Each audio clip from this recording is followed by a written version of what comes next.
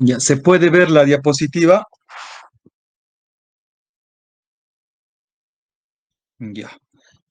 Bueno, para empezar, yo soy el doctor José Sabrera Gremios, soy urólogo, me he especializado en la parte oncológica y también en la parte de trasplante renal. Trabajo en el Hospital Ramiro Prialé, ya soy docente de la cátedra unos 3 años, ya, entonces ya tengo toda la metodología para poder enseñarles acerca de esta especialidad. Es una especialidad médico-quirúrgica, principalmente quirúrgica.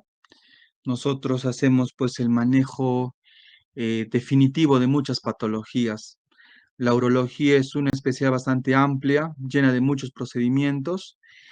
Abarca varias ramas como la urología pediátrica, la urología funcional y de piso pélvico, la andrología, la urología oncológica, la urología reconstructiva, la endourología.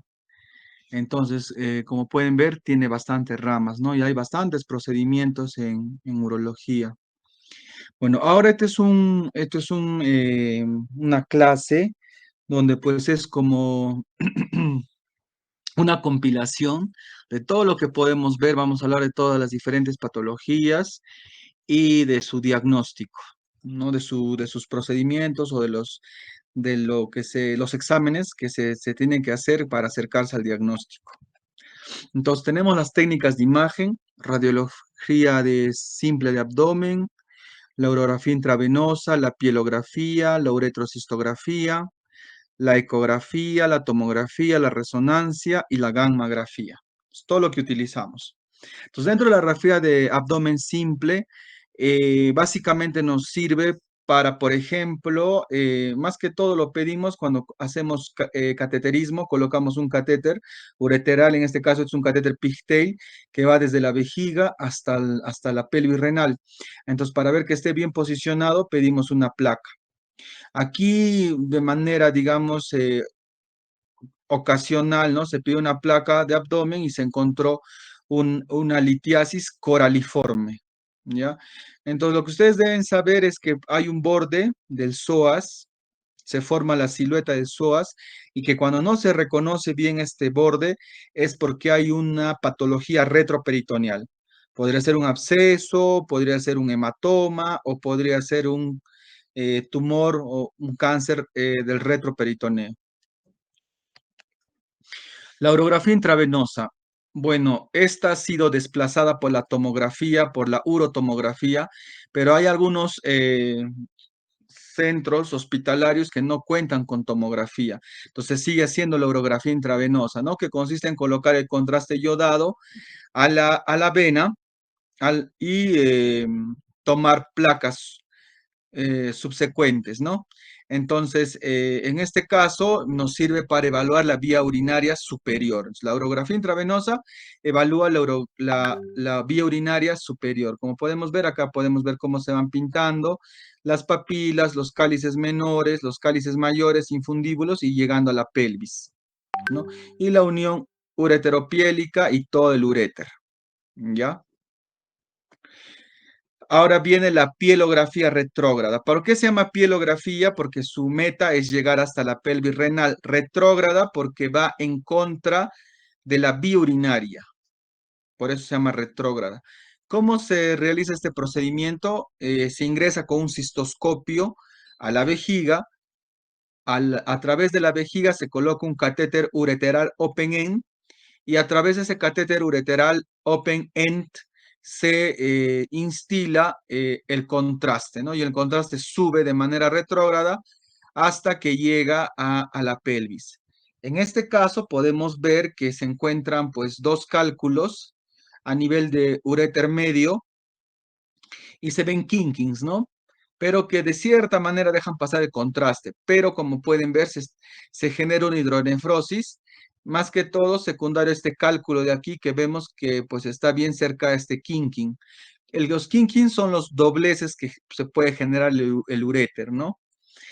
Entonces acá podemos ver que hay una obstrucción, ¿no? de la vía urinaria, en este caso del lado derecho, ¿no? Que está condicionando una hidronefrosis derecha. De ahí viene la pielografía anterógrada, igualito. La meta es pintar la pelvis, ¿no? En este caso, ¿por qué se llama anterógrada? Porque va en función de la dirección de la vía urinaria. Pero ¿cómo se hace este tipo de procedimiento? Se hace a través de un catéter de nefrostomía.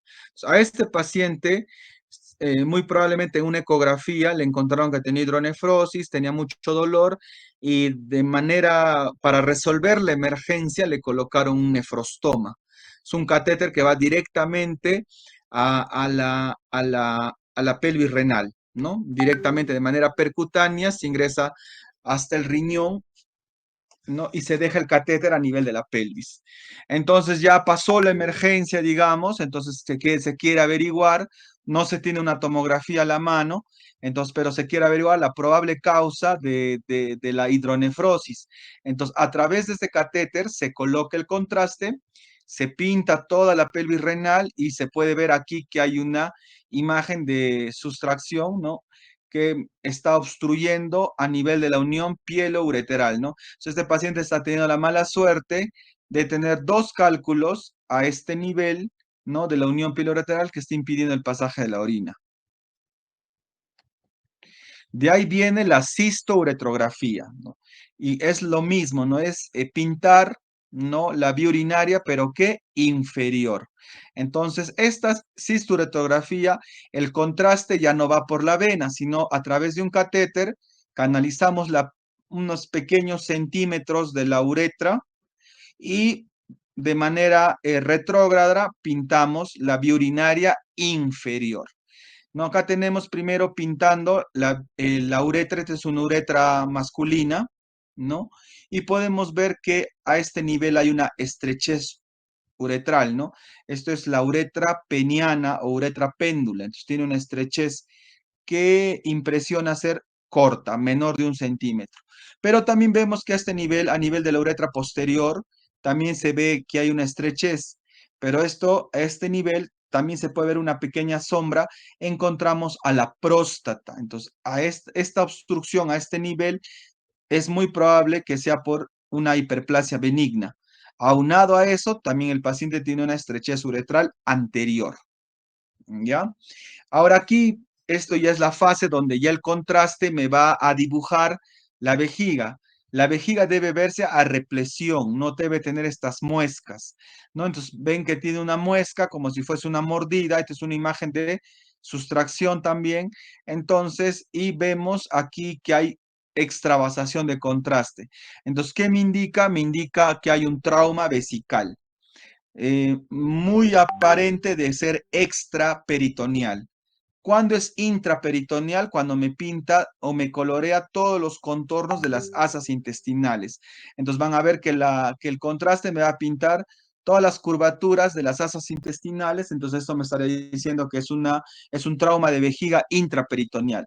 ¿Por qué es importante el trauma de vejiga intraperitoneal? Porque es una emergencia quirúrgica, porque va a condicionar una peritonitis química. Entonces, la resolución de un trauma vesical intraperitoneal es quirúrgico. Mientras que si el trauma es extraperitoneal, no me va a pintar las asas intestinales, entonces el manejo es más conservador, colocando sonda, ¿no? Colocando una sonda vesical, vamos a generar el cierre de ese trauma, ¿no? De esa solución de continuidad. No confundan extravasación con trauma vesical con fístula, ¿no? La fístula vesical, ya sea vesicocutánea, vesicouterina, vesicovaginal o vesicorrectal, se va a ver un trayecto fistuloso. Entonces, esto es un trauma, es un trauma de vejiga. Esto no es una imagen de una fístula. Y bueno, de ahí viene el famoso CUMS, que es una cisturetografía miccional seriada. El CUMS es un procedimiento anatómico, pero también funcional, porque me va a evaluar si es que hay reflujo y también me va a evaluar cómo se da la evacuación, ¿no? O sea, ver que este mismo contraste que llenamos al paciente, retiramos el catéter y le hacemos miccionar de manera espontánea al paciente y vamos viendo la mecánica o la dinámica del vaciamiento vesical. ¿No? Vemos cómo se va vaciando y vemos si va quedando un residuo, si hay apertura del cuello vesical o no hay apertura. Entonces ya me va diciendo si hay algún tipo de patología obstructiva a nivel del cuello vesical. Pero más que todo se utiliza el CUMS, podríamos decir que es el gol estándar para el diagnóstico de reflujo vésico ureteral. No es normal que cuando uno llene la vejiga, se pinte el uréter y se pinte la pelvis renal. O sea, para que se pinte el uréter y la pelvis, nosotros tenemos que entrar al uréter, como les dije, con un catéter open end y pintar el uréter de manera anterógrada.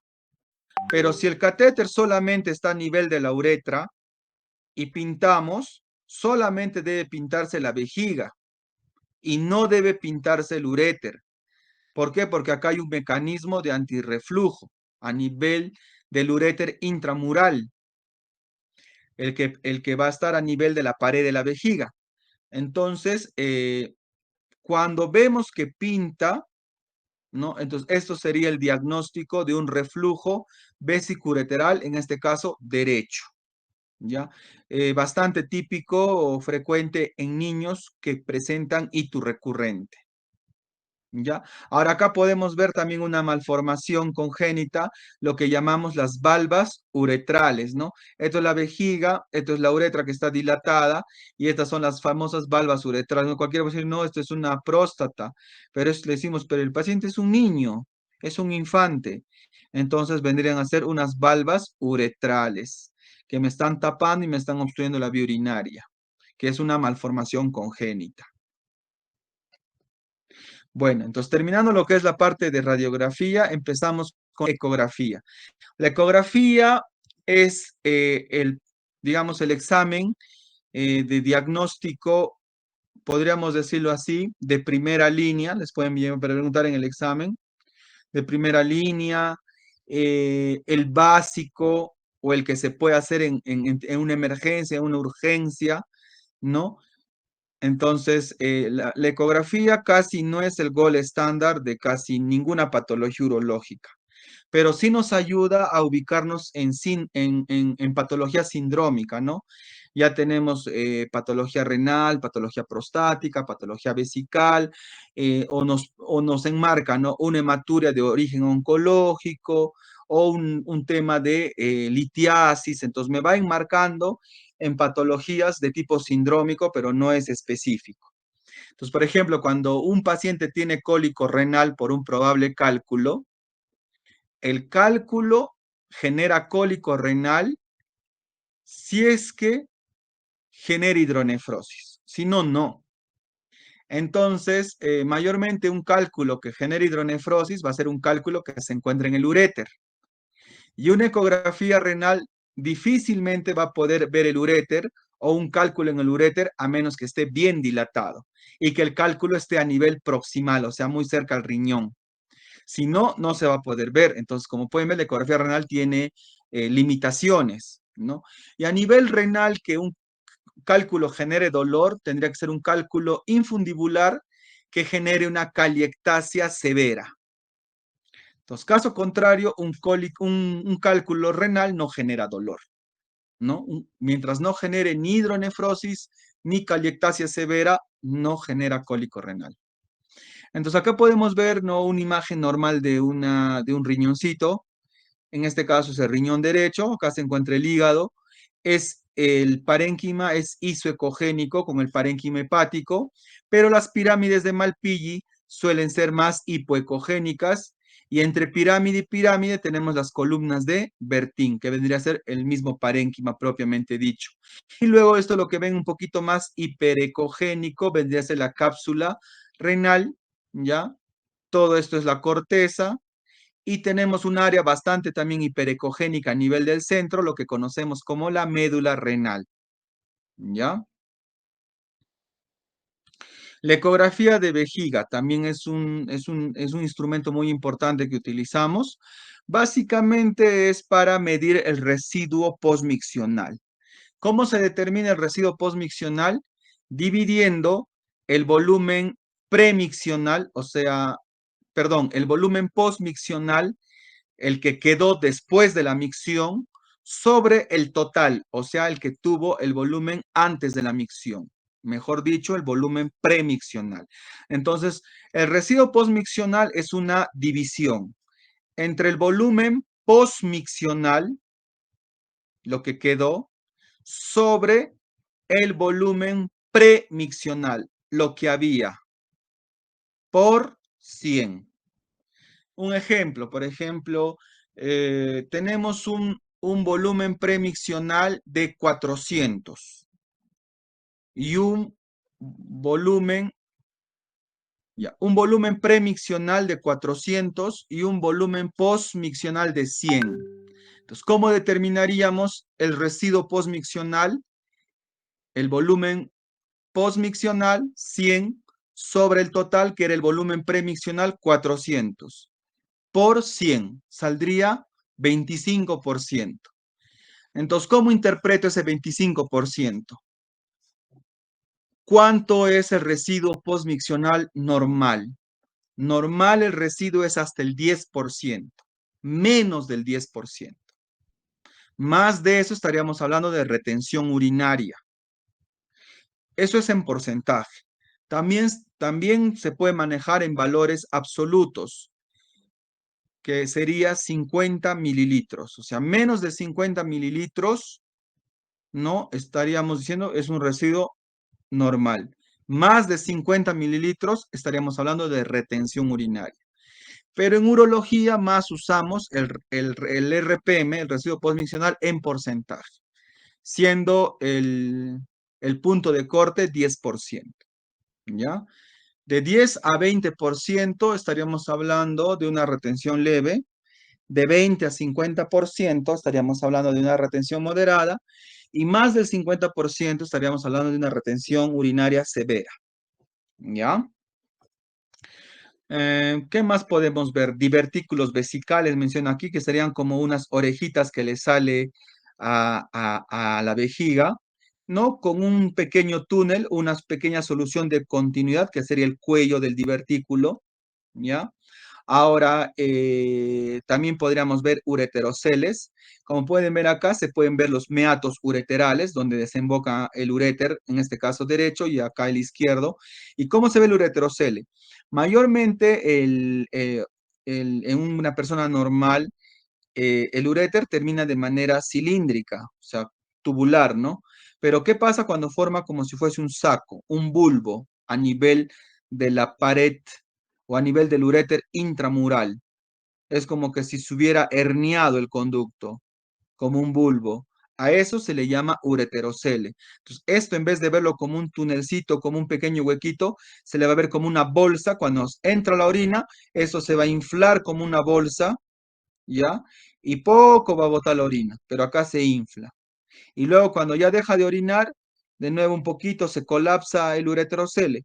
De nuevo sale un jet ureteral, o sea, nuevamente vuelve a orinar y de nuevo se hincha. Entonces, eso sería, digamos, la imagen que se podría ver de un ureterocele. ¿Ya? También la ecografía vesical nos sirve para dirigir una punción suprapúbica o también llamada talla vesical, ¿no? O sea, cuando uno no puede colocar la sonda por la uretra debido a que tenga una estrechez uretral o debido a que tenga un trauma de la uretra donde está contraindicado sondear al paciente, no nos queda otra que derivar la vía urinaria porque este paciente va a estar con globo vesical. ¿Y cómo derivamos la vía urinaria? Colocando un catéter suprapúbico directamente a la vejiga. Entonces, muchas veces uno se ayuda con la ecografía para poder dirigir la punción y que sea menos riesgosa, ¿no? La ecografía prostática. Esta es una de las ecografías que más utilizamos en la especialidad. Nos ayuda a medir el tamaño de la próstata. A veces cuando se le dice al paciente, tienes una próstata de grado 3, ellos piensan que se relaciona a un grado de cáncer, pero no. Los grados prostáticos están relacionados al tamaño. Mayormente yo de una manera práctica les enseño, ¿no? Grado 1 de 20 a 30, grado 2 de 30 a 50, grado 3 de 50 a 80, grado 4 más de 80. Y entonces lo que tienen que aprenderse, ¿ya? Ahora, mayormente hacemos, esto no es una ecografía suprapúbica, mayormente la ecografía por un tema de HBP se hace de manera suprapúbica, pero hay algunas indicaciones donde la ecografía se hace de manera transrectal. Una de ellas es, por ejemplo, para ubicar lesiones sospechosas de cáncer, que a nivel del parénquima se ve como lesiones hipoecogénicas, ¿ya? En el contexto de también hacer una biopsia, ¿no? Ecodirigida, también se utiliza un ecógrafo transrectal. En este caso también para el estudio de fertilidad, ¿no? Evaluar o buscar la causa de infertilidad masculina. En este caso podemos ver un quiste a nivel de la vesícula seminal que está generando obstrucción y la no salida del semen, ¿no? Y eso genera cierto grado de infertilidad, ¿no? También la ecografía transrectal sirve para ubicar abscesos prostáticos y también en su punción y drenaje. La ecografía escrotal también bastante utilizada y más que todo en el síndrome de escroto agudo, ¿no? Que es un dolor, ¿no? Abrupto a nivel testicular. Tenemos dos patologías como diagnóstico diferencial, ¿no? Bien es una orquipididimitis o bien es una torsión testicular. ¿Qué lo diferencia? El ecodoppler. Entonces, es por eso que en las pocas patologías urológicas la ecografía va a ser gol estándar. En este caso, en la torsión testicular, el gol estándar es una ecografía Doppler testicular, ¿no? La torsión. Entonces, cuando vemos un testículo torsionado, vamos a ver que va a haber un silencio vascular debido a la interrupción del flujo sanguíneo a nivel del cordón espermático donde se torsionó. A lo contrario, en una orquipidimitis, como es un proceso es infeccioso e inflamatorio, vamos a ver el incremento de la vascularización.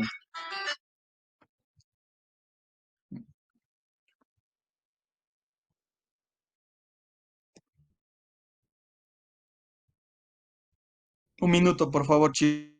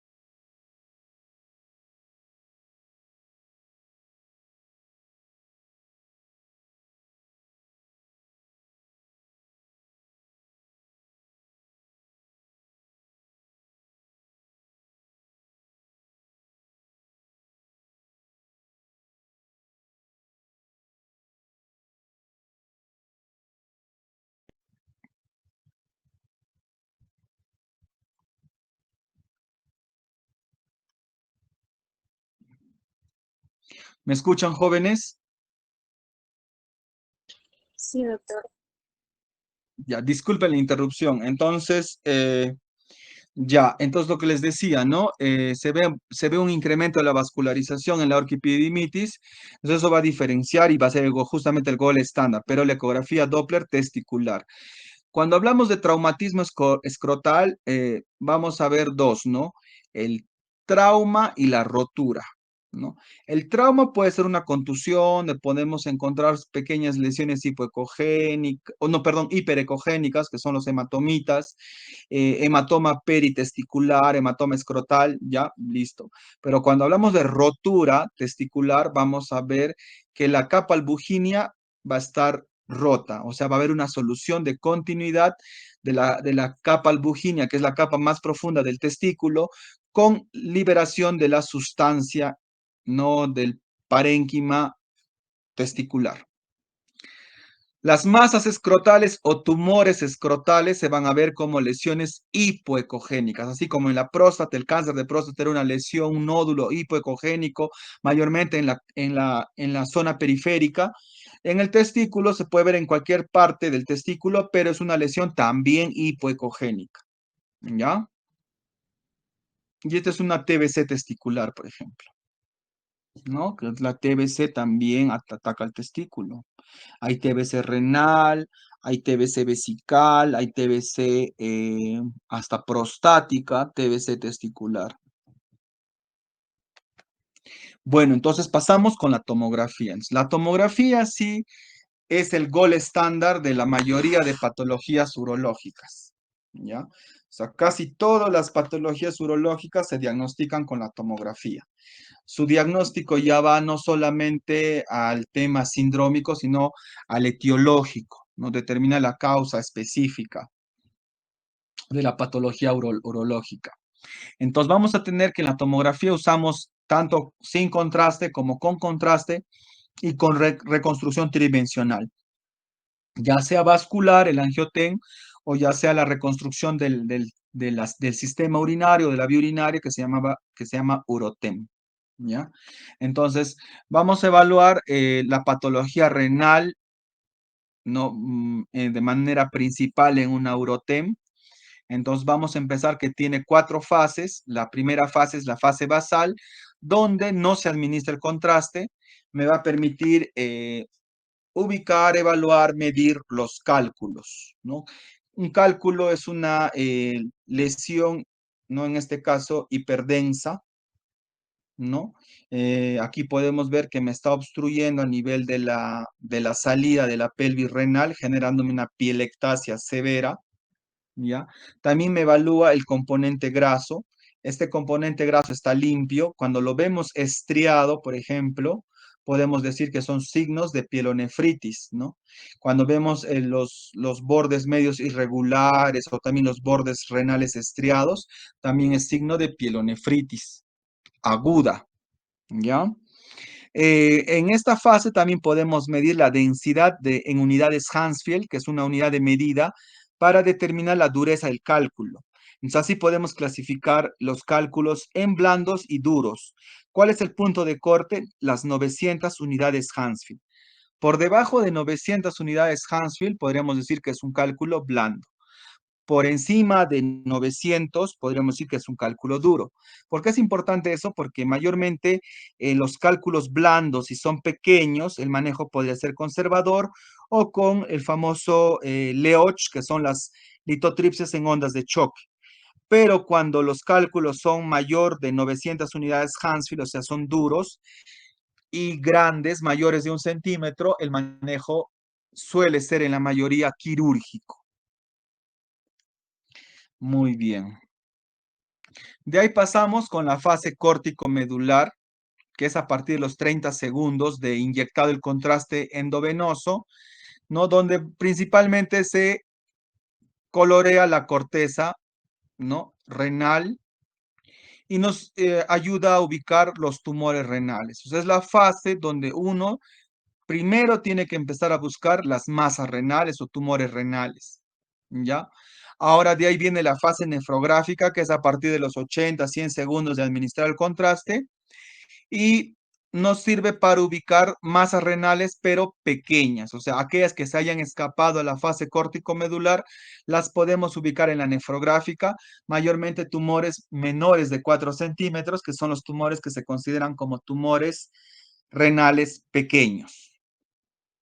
De ahí viene la fase pielográfica o excretora. Es en el momento donde el contraste ya es excretado hacia la vía urinaria, ¿no? Entonces va a pintar todo lo que son los cálices menores, mayores, pelvis renal, uréteres, ¿no? En este caso, por ejemplo, en este riñón derecho podemos ver una lesión expansiva, ¿no? Que prácticamente engloba toda la pelvis renal, ¿no? Es tanto tumor juntamente con hematoma, ¿no?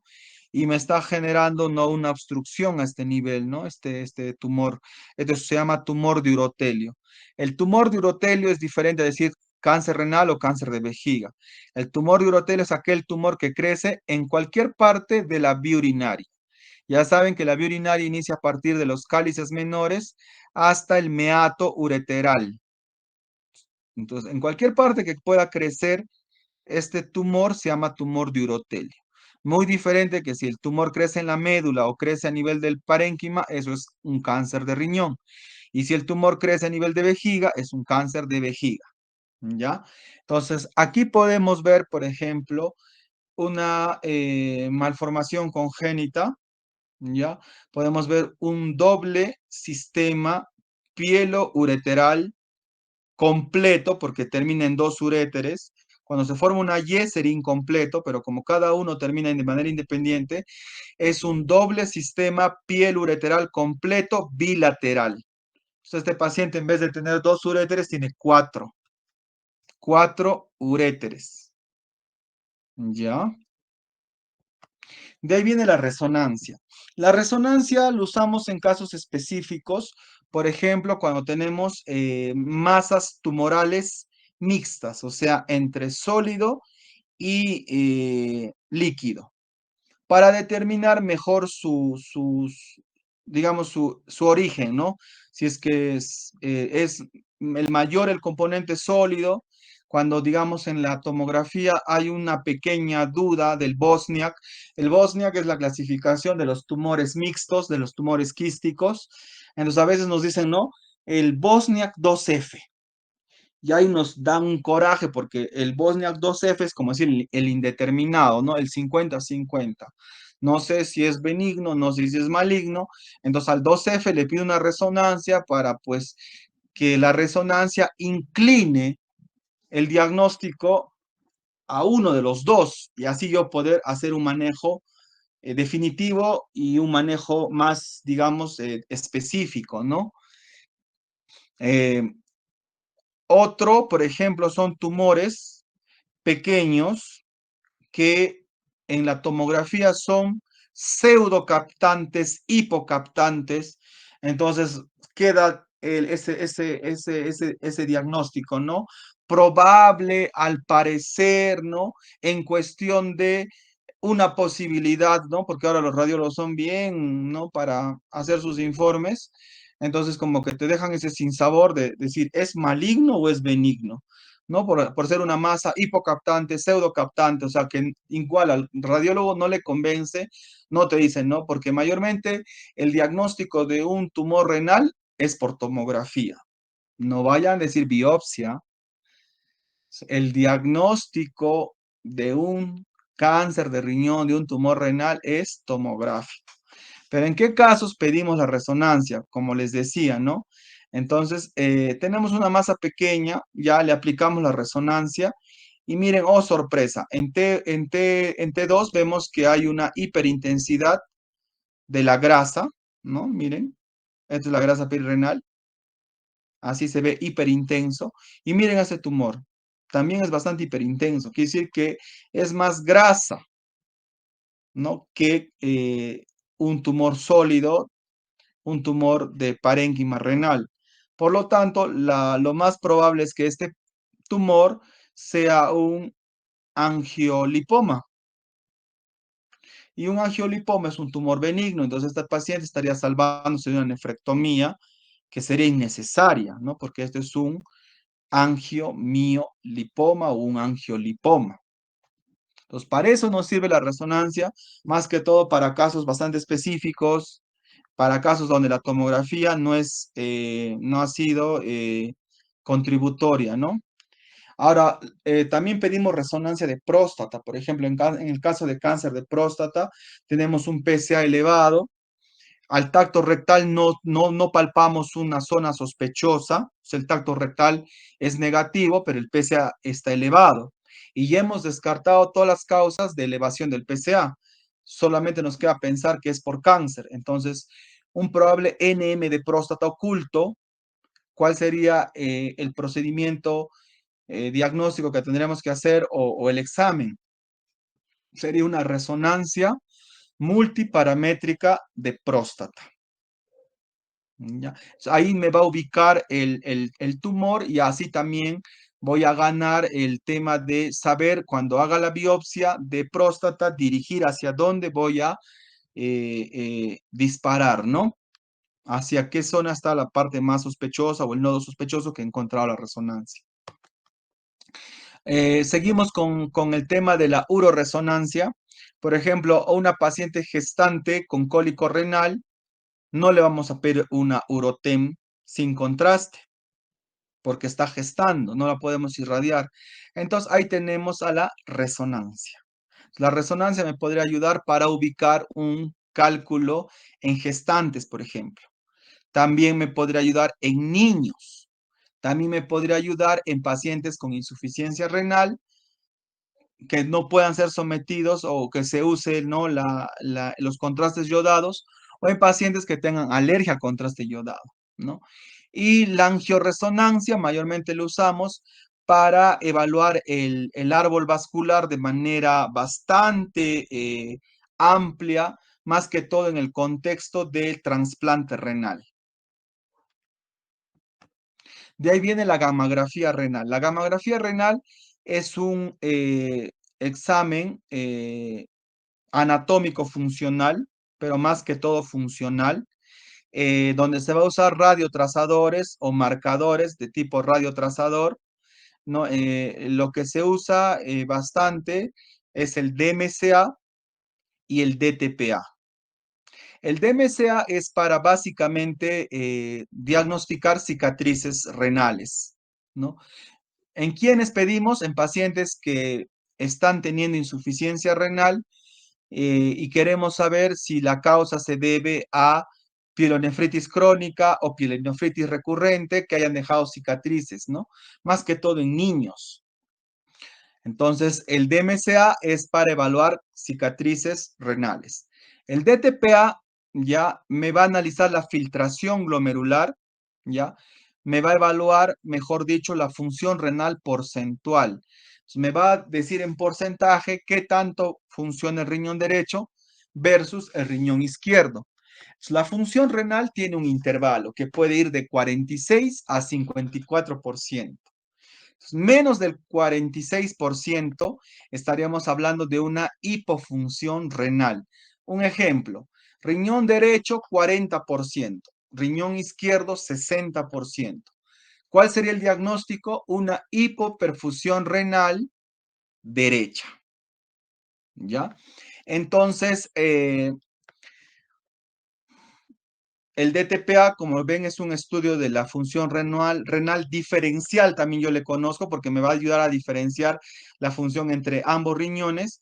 Y cuando utilizamos, por ejemplo, la furosemida, no vamos a determinar, por ejemplo, si el contraste se queda a nivel de pelvis o hay un retraso a nivel de pelvis. Yo le coloco la furosemida y veo, pum, ya pasa de la pelvis al uréter con la furosemida. Quiere decir que hay una obstrucción de tipo funcional porque me respondió a la inyección a la administración de furosemida. Pero si yo, a pesar de que le coloqué furosemida intravenosa y el contraste se sigue quedándose a nivel de la pelvis, entonces ahí me hablaría de una obstrucción mecánica, anatómica o verdadera. Entonces, podría ser la causa una estrechez pielureteral. ¿Cuál sería el manejo? El manejo sería por urología, porque es una obstrucción verdadera, anatómica, orgánica. Mientras que si la obstrucción es funcional porque mejora con la furosemida, el manejo sería por nefrología.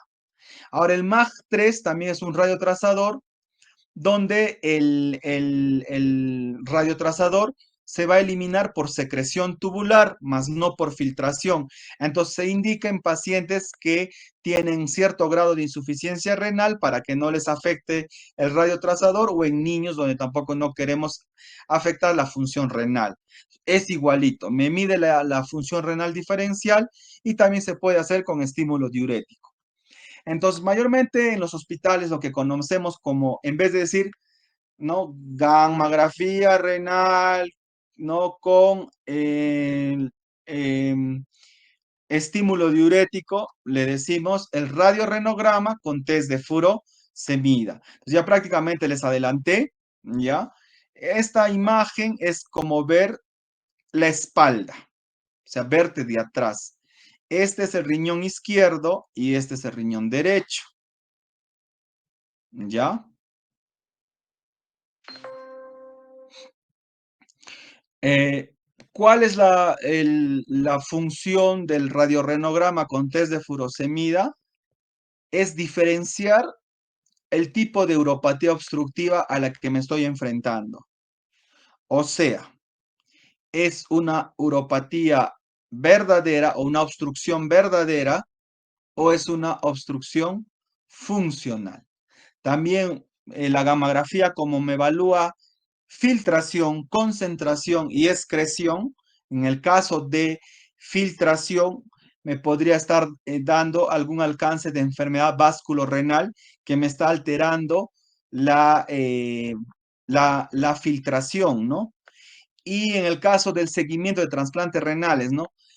Por ejemplo, en un trasplante renal, cuando nosotros hacemos gammagrafía es para ver qué tanto está funcionando ese riñón, porque a veces se generan anticuerpos y puede haber un rechazo del injerto. Entonces, hay muchos, digamos, criterios o signos que me van a hacer que yo pida un riñón trasplantado, radiorenograma en el caso para evaluar función renal. Bueno, entonces, hasta aquí terminamos todo lo que son imágenes. De ahí vienen las técnicas o los procedimientos endoscópicos. Principalmente tenemos dos, la uretrocistoscopía y la ureteroscopía. La uretrocistoscopía es la endoscopía, la visualización directa de la vía urinaria inferior. Entonces, entramos con el cistoscopio a través de la uretra, evaluamos toda la uretra, la próstata en el caso del varón y la vejiga. ¿Ya? A través también de la cistoscopía podemos introducir catéteres, colocar el famoso catéter pigtail, colocar el catéter open end para hacer una pielografía retrógrada. Entonces tiene bastantes funciones, ¿no? Podemos poner una pinza de cuerpo extraño para jalar el catéter para el momento de retirar el catéter pigtail, o podemos también sacar alguna biopsia de la vejiga en frío con una pincita de biopsia. O sea, por la cistoscopía se puede hacer varios procedimientos. La anestesia mayormente es local, se coloca lidocaína en gel en toda la uretra, ¿ya?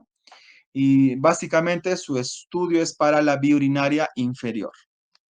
De ahí tenemos la ureteroscopía.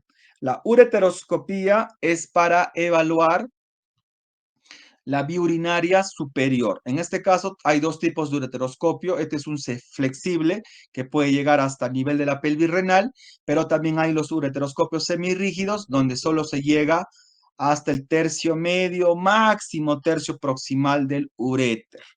¿Ya? En este caso, la ureteroscopía es tanto diagnóstica como terapéutica. Ya, por ejemplo, en este caso, acá tenemos con ayuda de un fluoroscopio, ingresamos, ubicamos el cálculo, acá lo podemos ver, acá en el uréter. Antes de eso se coloca una guía ureteral, acá tenemos el cálculo, acá tenemos una fibra láser, empezamos a romper el cálculo, se obtienen algunos fragmentos y los fragmentos se retiran con las canastillas de Dormia. Ya ahí dejamos el uréter limpio como si nada hubiera pasado. Entonces, tanto es diagnóstica como terapéutica. Y de ahí viene el tercer punto, que son los estudios urodinámicos. Entonces, el estudio urodinámico, ¿por qué está al final? Porque es casi lo que se hace al final. O sea, uno antes de darle el diagnóstico de una patología funcional al paciente, que mayormente las patologías funcionales son bastante difíciles y complejas y largas de manejar, primero se tiene que haber descartado todas las patologías orgánicas, anatómicas del paciente.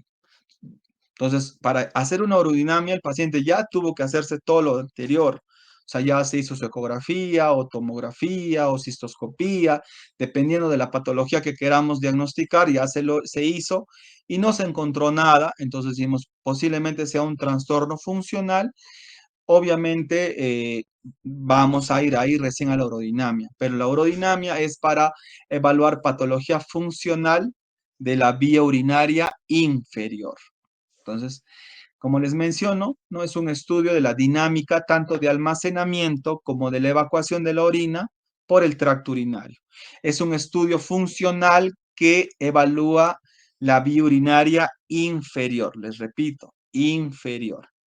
Permite la medición directa de la función de la urinaria mediante parámetros fisiológicos. ¿Qué evaluamos? La presión vesical, la presión abdominal, la presión del detrusor. Cuando ponemos catéter de electromiografía, también una electromiografía del esfínter, ¿ya? Entonces, todo eso podemos evaluar.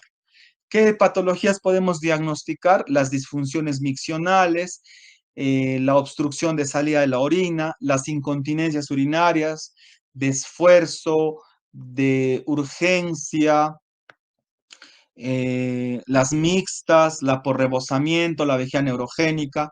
Si es de esfuerzo, los tipos de incontinencia urinaria de esfuerzo, que hay 0, 1, 2 y 3, ¿ya?